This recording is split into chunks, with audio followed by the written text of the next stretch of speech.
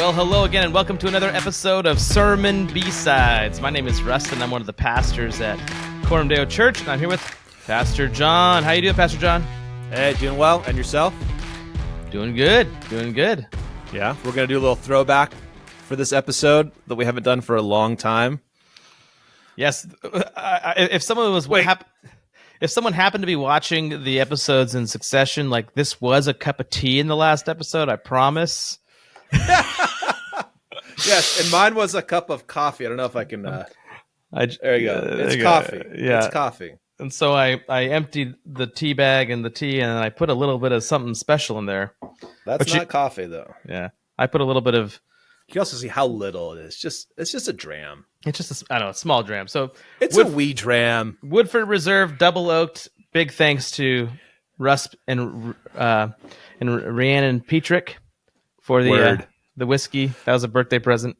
They give wonderful gifts. Yeah, they're wonderful people. Wonderful. I have some bottles that they gave. Yeah. Okay. So I'm also drinking a gift, and this was actually a gift to all of the elders, but I'm just enjoying a dram by myself right now. Vicariously, I'll enjoy it through you. Yeah. Classic. My favorite, Lagavulin 16. Yeah. That was a Christmas gift. So, I mean, think about this. December, you see how much is in there? Yeah. That's how slowly this stuff goes. Yep. I think we need to have some of that the next. We need to speed it up. We got to catch up.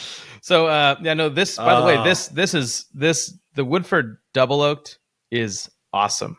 It's one of my, it's definitely my favorite from Woodford I've had. It's really good. Woo. Okay. The Woodford from time to time. Okay. I like finding deals because you just don't want to pay too much, right? Yep. So Woodford from time to time is available at Costco. Yep. And if you keep your eyes open there, sometimes they've got really good deals. Yep. They'll do like a Knob Creek from time to time. Mm-hmm. It's really good. They'll have a variety of scotches, but the bourbons are obviously more affordable because you're not paying all the taxes. But yeah, Woodford's good. Yeah. That was my first bourbon I really liked, Woodford. Was it really? Yeah, that's kind of what got me turned on to bourbon in the first place. I was in What was your very first bourbon ever? Probably Jim Beam. Oh, which is not very good. I still don't like Jim Beam. Yeah, I think it's one of the most thin tasting bourbons. But yeah, I'm a bourbon guy. I like Scotch too, but bourbon's the usual go-to. You're very diverse and inclusive when it comes to bourbon. Yeah, I like all kinds of bourbon. All kinds, yeah. My very first bourbon ever was Booker's. Oh, that's a big introduction. That's like, yeah. And so it was funny because I tried bourbon after that, and I was a little disappointed. I was like, because I describe Booker's as fireworks in your mouth. It is. It just blows up, like boom, super hot. It's got, it's high proof. And I just thought, oh, that's what bourbon is. And then I tried another bourbon. I was like, oh, this is like, where's the flavor? Yeah, my rule is that you should never buy a bourbon that is 40%. Now, Basil Hayden is 40%. It's still pretty good, but I think that your bourbon needs to kind of smack you around a little bit. Like you need to be able to, it needs to have that burn a little bit. Like 100 proof or more. Yeah, well, I mean, I like 100 proof. To me, 43, 44, that above that, it's pretty good. Yeah, I think I have some 57 at home.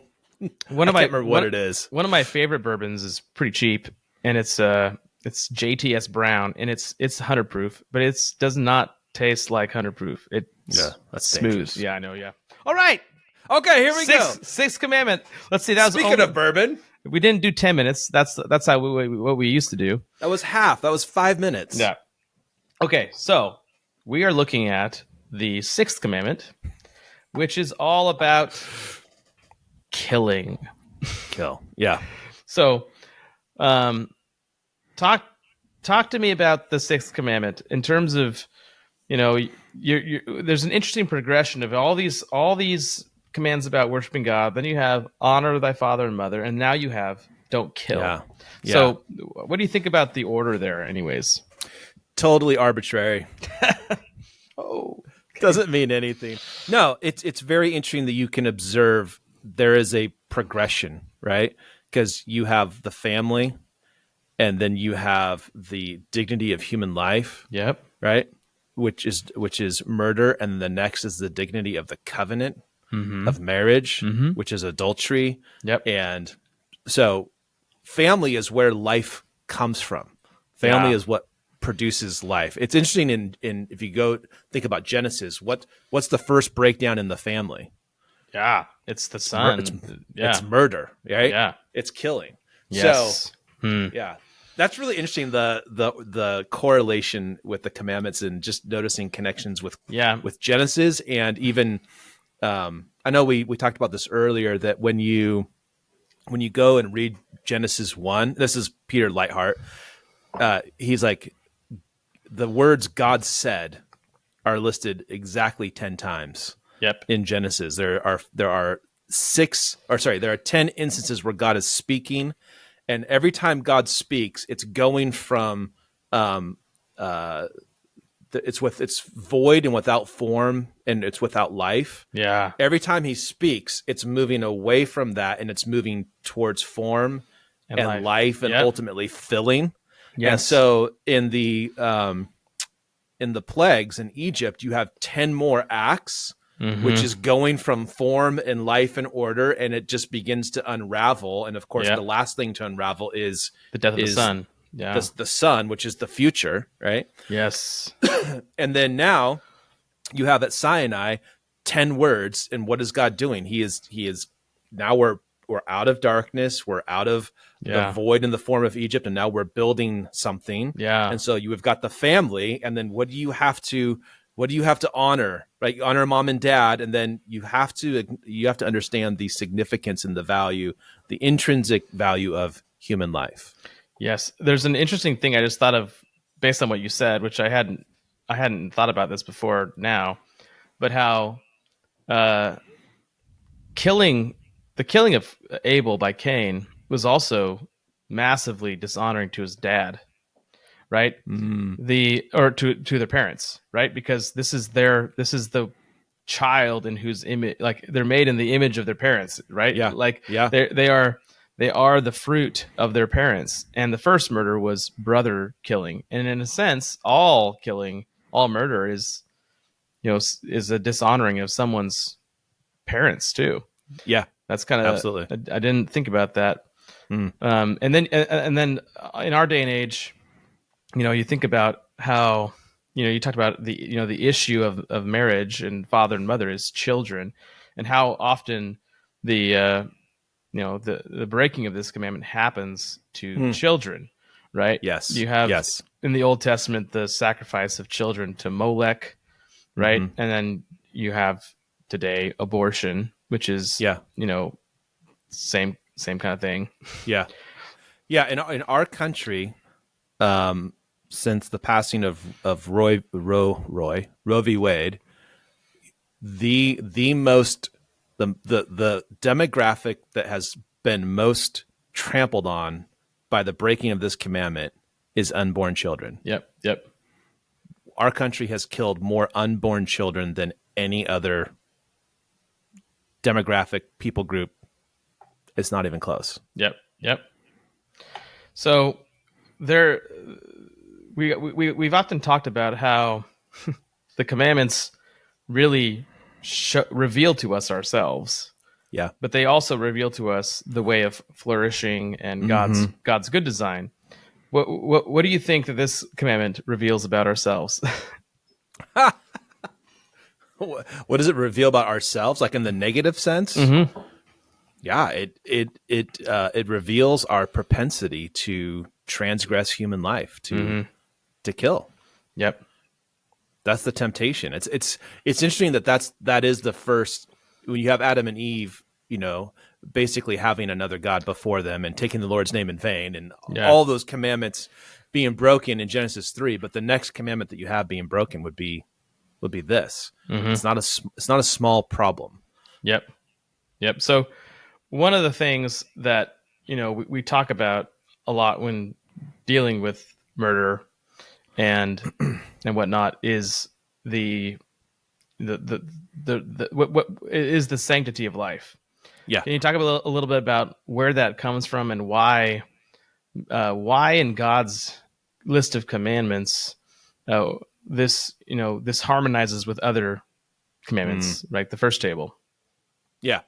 Yeah. So when we say the sanctity of human life, what we are affirming is that human life is not coincidental. That there is one God Mm-hmm. who is the creator of all human life, and that all human life, regardless of any other items, is made in the image of God, and therefore, because it's made by God and bears God's image, it possesses a intrinsic value that cannot be taken away. It cannot be reduced. It cannot be increased. It is simply by virtue of being made in the image of God and made by the triune God. So all human life possesses that quality.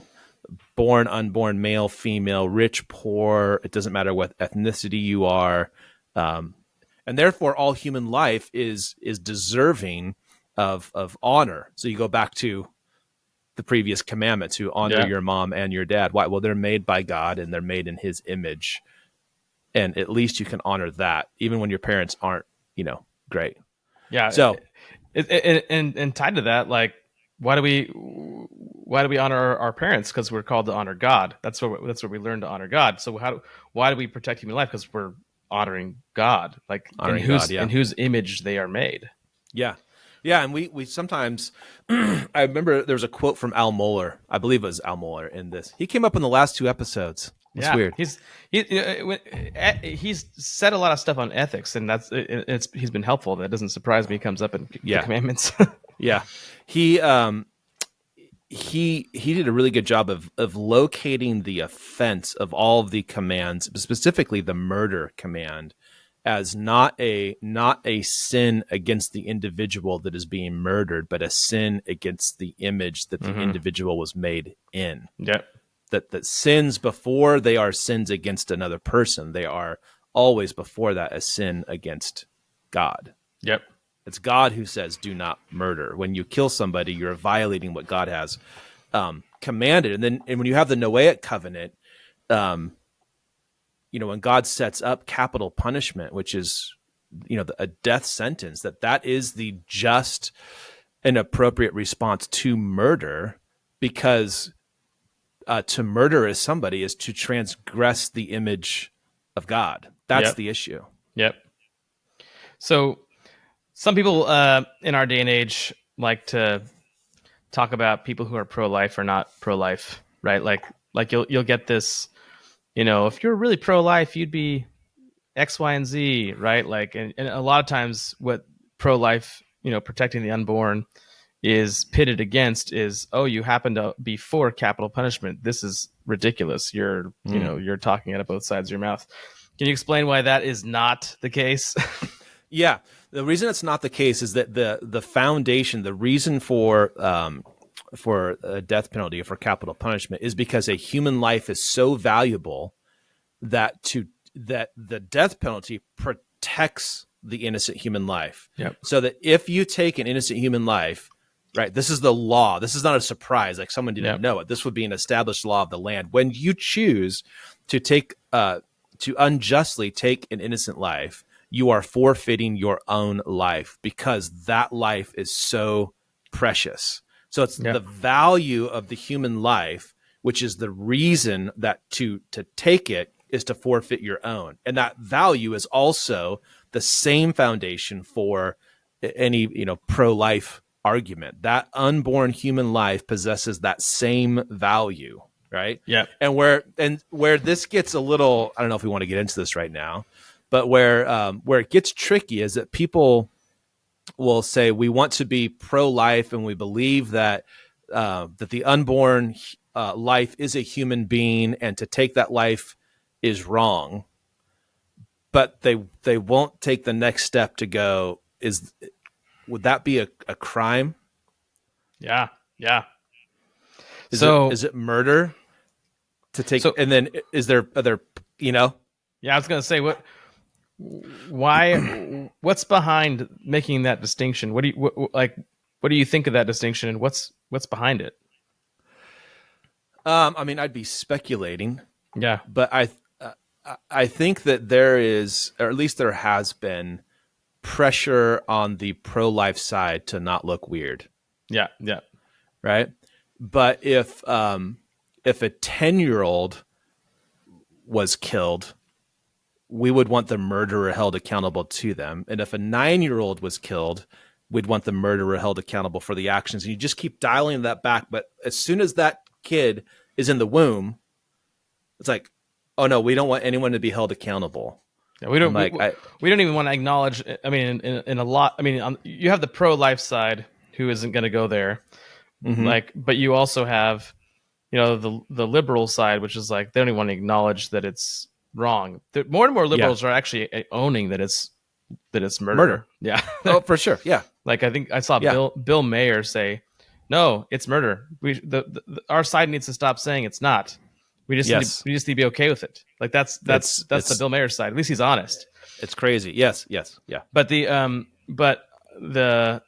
pro life side, it seems like they've maybe bought into a victim status controls whether or not this murder is murder, right? Yeah. Or this murder means that everybody has equal protections under the law. So, and you see this happen actually in other places too. To give an example, mostly peaceful protests, right? Why was that not addressed? Why were people not held accountable? Well, because the narrative is that these are just victims reacting, or victims. Yeah, it's the oppressor-oppressed dynamic. Yes. The oppressed are never guilty. The oppressor is never innocent. Yeah, and I think that there is... now, that doesn't mean that people aren't truly I think that it's vastly overstated, but it doesn't mean that people are not victims, right? Like, like there are, a woman who, is in a situation where she's pregnant because of something terrible happening to her, right? That is that's a legit victim status. But the problem is when you start imputing, or claiming that victim status gives us a pass or a allowance to commit a crime against somebody else. Right. Same thing happens with the mostly peaceful protests. Like, oh, personal property doesn't matter when it's a victim doing it. A victim of something called, something like, something having to do with my intersectionality with a group of people because of the color of my skin. Like, that is that's how removed we are from facts on the ground to just like, now you're in a category. So women are in this category of like de facto just being victims, being oppressed because they're women in a patriarchal, in a culture that's historically been patriarchal, right? Yeah. And so that the pro life has bought into this and movement, but the abortion movement for sure is based upon this notion, right? Interestingly, it's not just about things happening to women. It's about the fact of their biology makes them oppressed because they are, they're if they're pregnant, their bodies hinder them from doing things that they might want to do, like work a job or something like that. Yeah. And so it's really a revolt, it seems. I don't know, you're curious your thoughts on this. It's a revolt against God's design, like that, for sure. In terms of the feminist claims of upholding the abortion movement, or the feminist claims underneath some of the pro-life side of things to never prosecute women who abort, or like it's fairly easy to get behind prosecuting the abortion doctors, I think, for everybody, right? But when you say the person who on the pro-life side, on the pro-life side, but like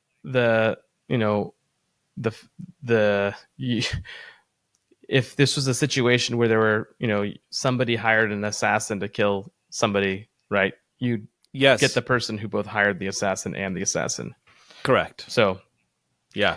so we went there. Yeah, we went there. I mean, you have to work through that because You have to be consistent in your convictions. There has to be a standard. Yep. Right. That's what equity is. Everybody plays with the same rules. Yes, and there's a tendency to undermine the very thing ostensibly pro-life people are for by never really pushing for equal protections for unborn. And I think equal protections means what is in the law baked in to protect me from being murdered, which includes sanctions against my murder by putting today it's not death penalty, but by doing something that the murderer doesn't like, locking them away to get free food forever, rest of their life. De-incentivizing.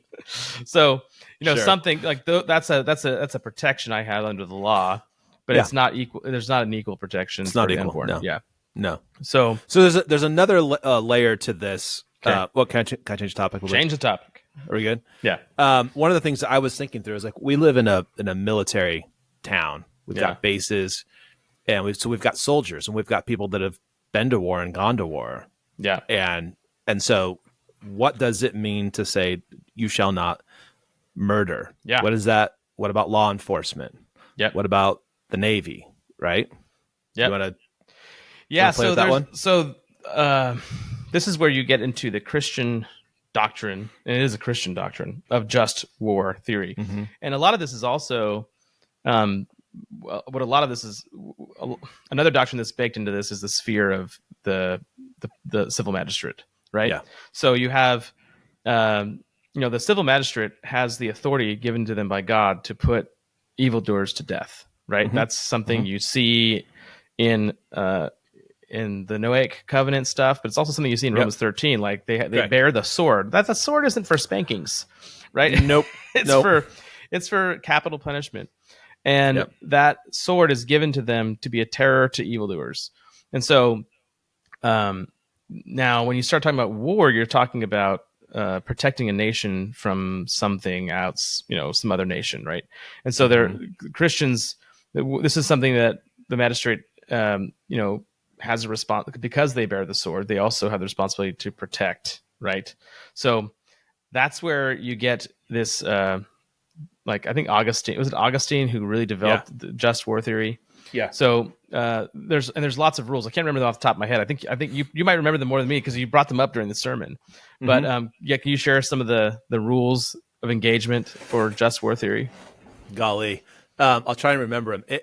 War had to be declared by a legitimate authority, someone who had been given a sphere of authority, like in a nation.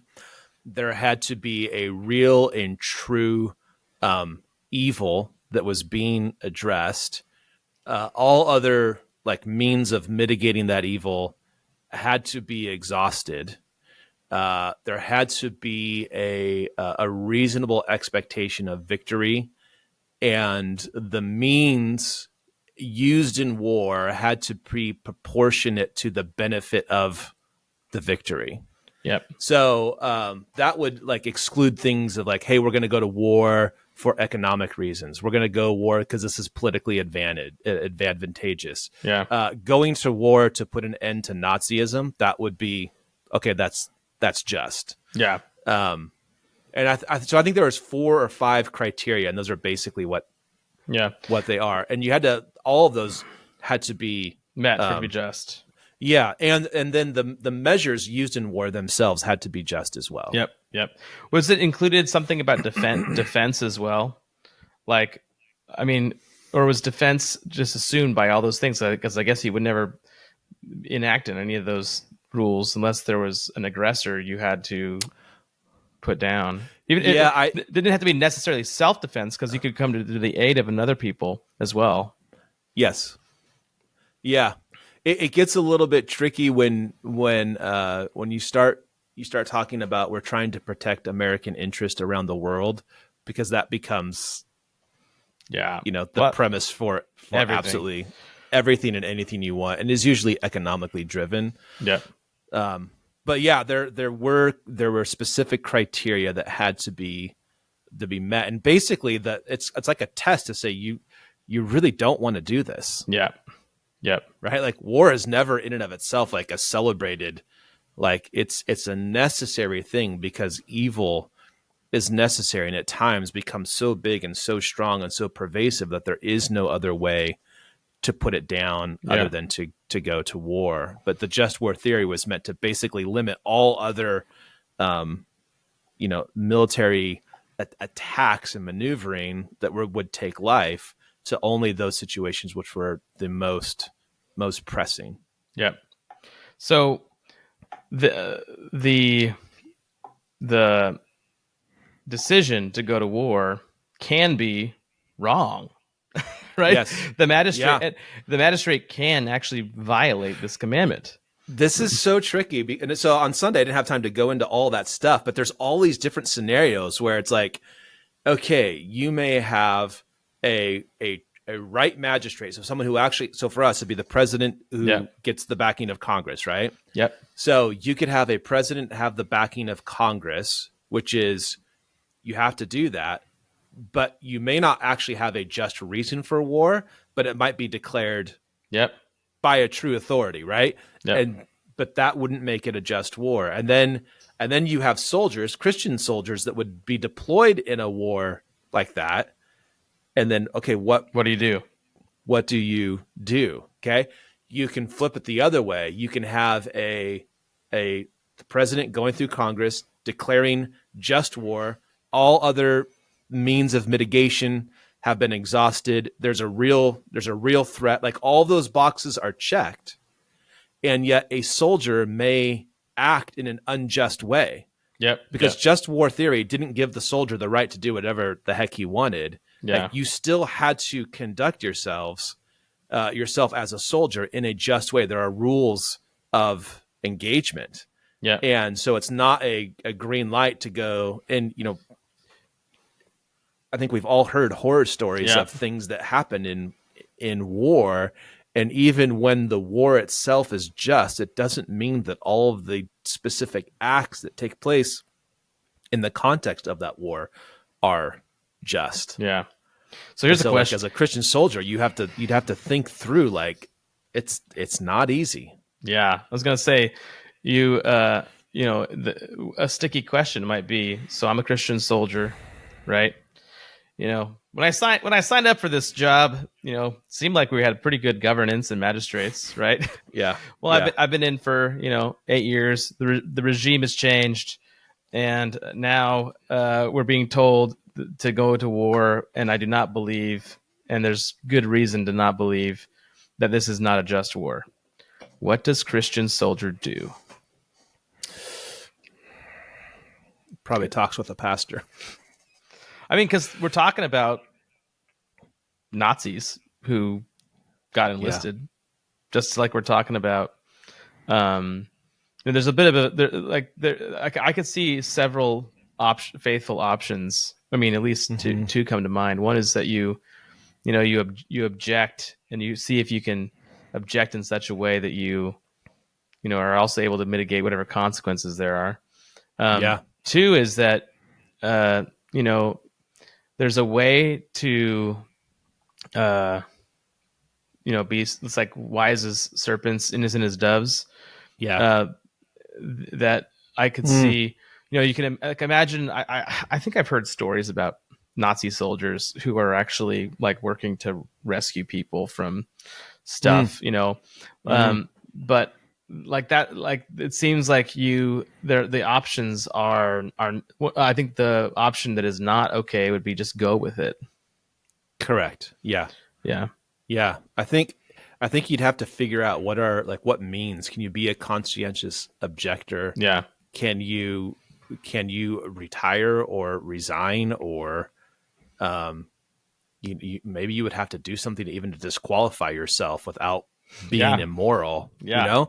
Have you seen the movie Hacksaw Ridge? I have. That's another example of somebody who Now, like that's another, like, you're enlisted, but you're not being subversive to your people. Although I think like a Nazi might be actually subversive, but you're operating within your own conscience. Correct. that you were not going to be pulling the trigger. Yep. But you were going to provide medical care for anybody. Yep. So that would be a way to protect yourself from that scenario. But yeah, it feels like as the world gets crazier and you've got war brewing in Gaza and you've got the thing in the Ukraine with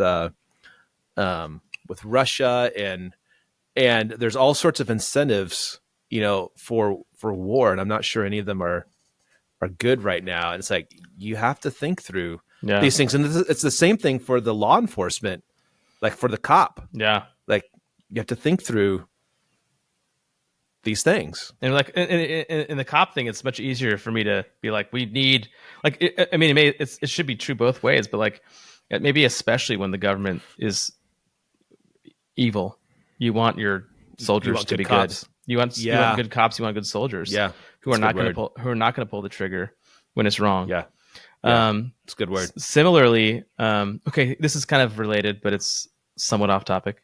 Okay. I don't know if you saw. Was it I can't remember what branch of the government announced it, but did you see that they are? They have basically, I think, made a declaration that women will be included in the draft. Did you see this recently? No. Yes. Let's see if I can. That sounds like judgment. It does sound like judgment. And I was going to ask you your thoughts on. I mean, it's top of mind because I believe it just came out recently. But I was curious your thoughts on you have obviously there's having a military is something a government should have. What are your thoughts? But women in the draft sounds like just wrong on so many levels. Curious your thoughts on that. Yeah, I think it's wrong on numerous levels. There are a number of studies that have shown that when you start introducing women into platoons, those platoons become less successful. So you can check your DEI box, but you're also going to be putting soldiers in harm. Have you seen the videos of I don't know what branch of the military it is, but as men and women, they're doing combat and they're fighting each other. Have you seen these? So when I have not seen this, no. I mean, it's like a fully grown man, like fighting a fifth grader. Yeah. It's just, there's absolutely zero competition. And that's because men have this thing called testosterone. Yeah. And so we have bone structure that's different. We have the ability to build muscle that's different. We have a heart that has strength and it can pump blood and lung capacity, all that stuff. Like if you were to just look at these two, you would go, well, one of these is made to like really experience rough stuff, and the other one not so much. It's almost like this one's supposed to nurture life, and this one's supposed to protect it. Yeah. And so I think even if you didn't have a biblical worldview, if you just looked at data, you should say it's a really bad idea to put women in war because more men die when there's women in war. It's just a fact. Yeah. But we're not without a biblical world view. Mm-hmm. And so it's not just that men are physically stronger. It's that God calls men and women to different roles. Yep. And to confuse that, there was a day when it was a great embarrassment if a guy got off the Titanic before all the women and the children did, that you were a coward. Yep.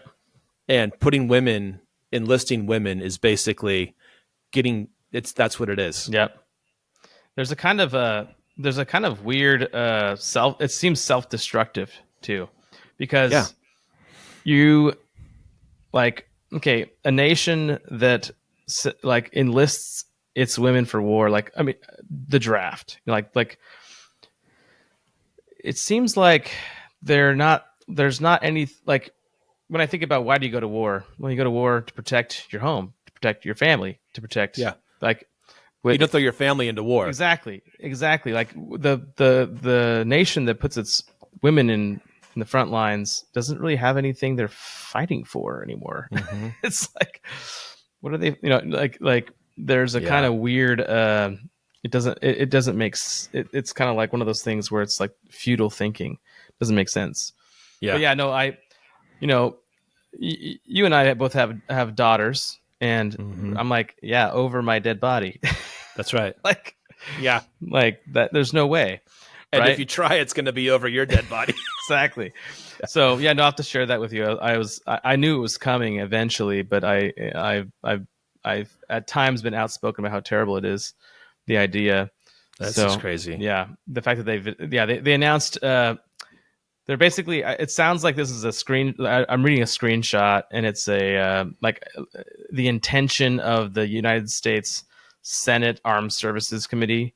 Includes some sort of a bill or something that amends the Military Service Act to require the registration of women for selective service. So,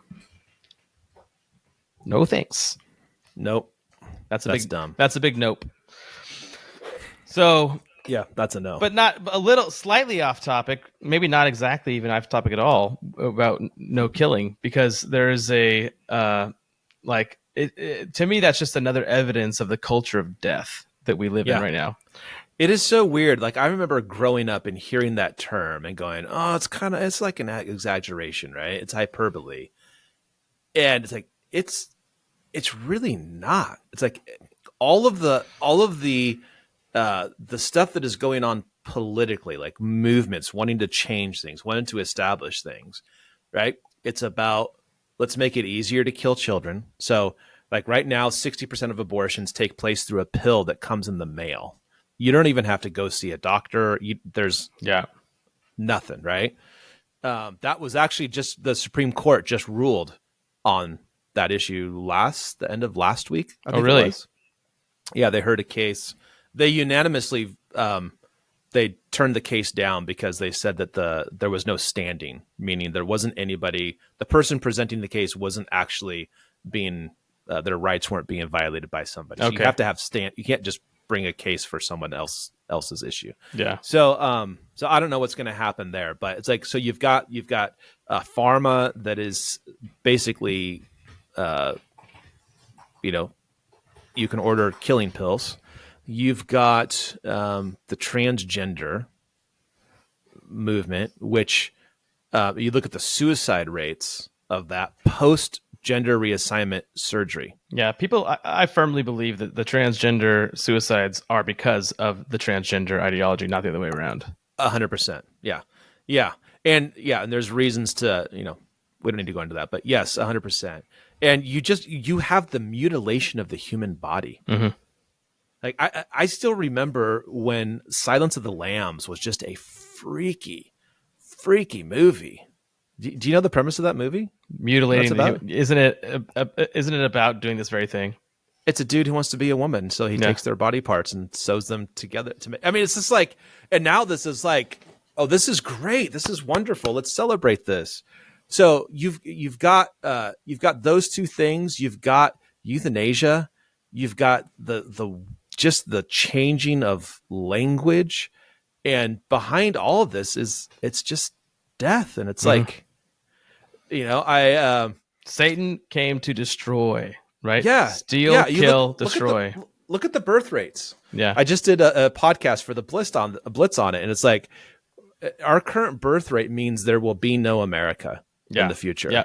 Right. And what are we doing? We're Suicide. Celebrating guys having sex with guys, which has a birth rate of 0. Yep. It's like we want to die. Or I should say this. It's like somebody who's arranging this wants us to die. Yeah. Yeah, exactly. Yeah. Well, and on the flip side of things, you have here God's heart for life. You have God's heart for life. And I love the way the Westminster Larger Catechism, I think, gets into this and says this command doesn't just explicitly prohibit killing. It also promotes. It's meant to require the preservation of and protection of life. Yeah. Right. Yeah. So like living. Yep. You could even say, taking care of your body God's given you is part of what this commandment is teaching. Like, that's right. Take good care, be a good steward of the life God has given you. And absolutely. So I think with that, that's love the life God's given you. Absolutely. Don't hate it. Love it as a gift. And don't vote for anybody who's going to be pushing abortion, the culture of death. It's just getting harder to do. Yeah, I know. All right. It's getting harder to do. I think that's a good place to end it. John right. and everybody, until next time, trust Christ, go to church, and love your neighbor. See ya. See ya.